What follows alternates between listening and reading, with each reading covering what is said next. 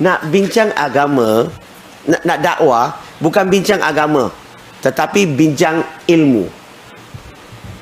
Apa ilmu? Bincang ilmu yang dia setuju, kita setuju, yang universal, yang tidak memihak kepada sesiapa.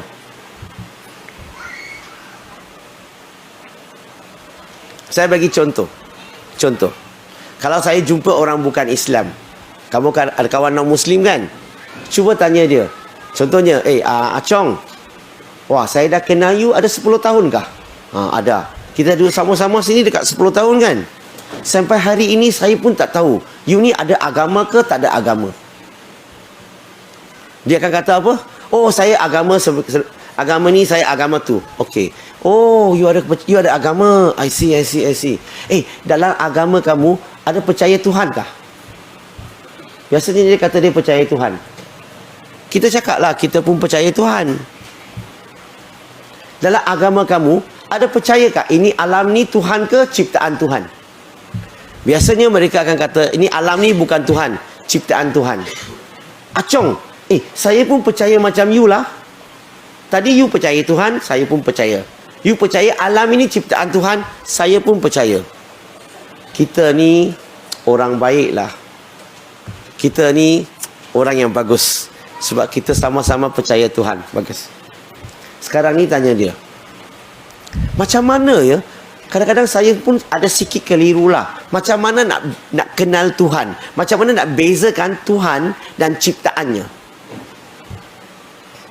Kalau you tanya orang bukan Islam, macam mana nak bezakan Tuhan dan ciptaannya? Berarti, apa ciri-ciri Tuhan? Apa ciri-ciri ciptaan? Kalau you tanya non-Muslim, percayalah, non-Muslim ini majoriti semuanya tak mampu nak jawab. Tahu kenapa? Sebab agama mereka tak ajar kenal Tuhan. Agama mereka ajar sembah Tuhan buat baik.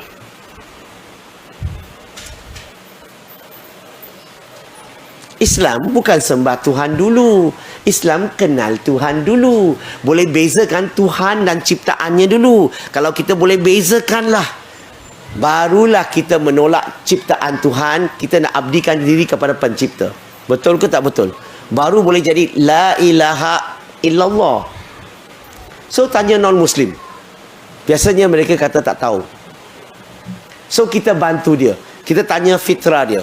Sebab Tuhan, Allah Subhanahu Wa Taala telah tanam dalam setiap diri manusia, dalam hati manusia. Tak tahulah hati ke diri ke, tak kisahlah. Allah telah tanam sesuatu dalam diri manusia. Setiap manusia, fitrahnya boleh kenal Tuhan. Takkanlah Tuhan cipta kita, Tuhan tidak program kita untuk boleh kenal dia. Takkanlah Tuhan cipta kita, dia tak program kita supaya kita boleh bezakan siapa Tuhan, siapa ciptaan. Dan kalau kita tanya fitrah manusia, fitrah tanya aja, dia boleh kenal Tuhan. Contoh-contoh, kalau tanya dia, Acong, you rasa-rasalah, itu Tuhan kekal selama-lamanya ke tak kekal selama-lamanya? Apa jawapan kita biasa akan dapat? Dia akan kata Tuhan kekal selama-lamanya. Yang tak kekal tu ciptaan. Bagi contoh, manusia lah tak kekal. Lagi binatang pun tak kekal, tumbuh-tumbuhan pun tak kekal. Nampak tak? Dia boleh beza tak sekarang? Ciri-ciri yang pertama, dia boleh beza. Tanya yang kedua, Tuhan ada permulaan, ada akhir ke? Ada ataupun tak ada permulaan, tak ada akhir? Kekal selama-lamanya maksudnya tiada permulaan, tiada akhir. Ciptaan ada permulaan, ada akhir. Berarti apa-apa yang ada permulaan, ada akhir, lahir dan akan mati, dia tak mungkin boleh jadi Tuhan, dia ciptaan. Soalan ketiga, Tuhan ni terikat tak kepada masa, ruang dan jisim? Tuhan terikat tak kepada masa? Tuhan tak terikat kepada masa, tidak terikat kepada ruang, tidak terikat kepada jisim. Ciptaan terikat. Kita semua terikat kepada masa, ruang dan jisim. Betul ke tak betul? Sebab itulah kita semua ni bukan Tuhan. Apa-apa yang terikat kepada masa, ruang dan jisim, ciptaan. Tuhan bergantung tak kepada apa-apa? Tanya dia. Tuhan perlu tak matahari, udara, makan minum untuk hidup? Dia akan kata tak perlu. Ciptaan? Perlu. Last. Tuhan perlu rehat dan tidur? Dia kata tak. Ciptaan? Perlu. Okey, sekarang ni kita ulang balik. Kekal selama-lamanya Tuhan.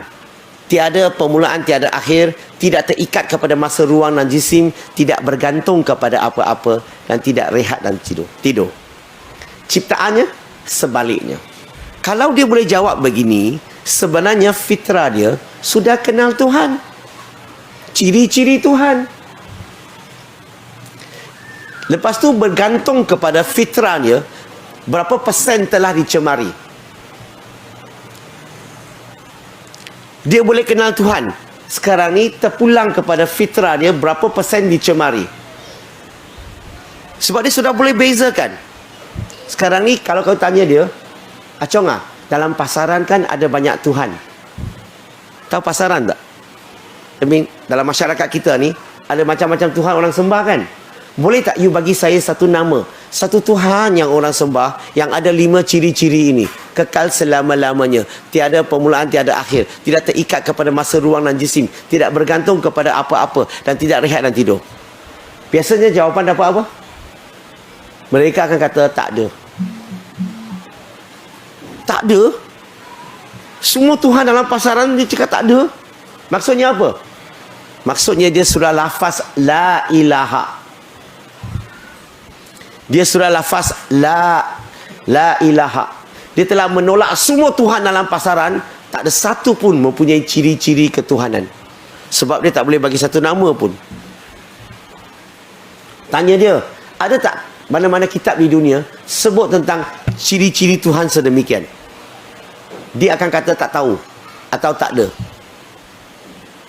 Dan cakap dengan dia, saya terjumpa ada satu kitab sebut, namanya Al-Baqarah, ayat 255. Dan kita boleh baca surah Al-Baqarah tu bagi dia, ayat 255, ayat terkursi. Dan kalau dia baca ayat itu, dia akan terkejut. Sebab apa? 5 ciri-ciri tadi tu yang dia setuju tu ada dalam ayat itu. Dan tanya dia, macam mana ini kitab boleh ada ciri-ciri Tuhan yang sebenar di sini? Kalau bukan datang daripada pencipta, mana mungkin boleh ada dalam kitab ini? Kenapa tak ada dalam kitab-kitab agama lain? Ada kemungkinan tak kitab ni datang daripada Tuhan sekarang?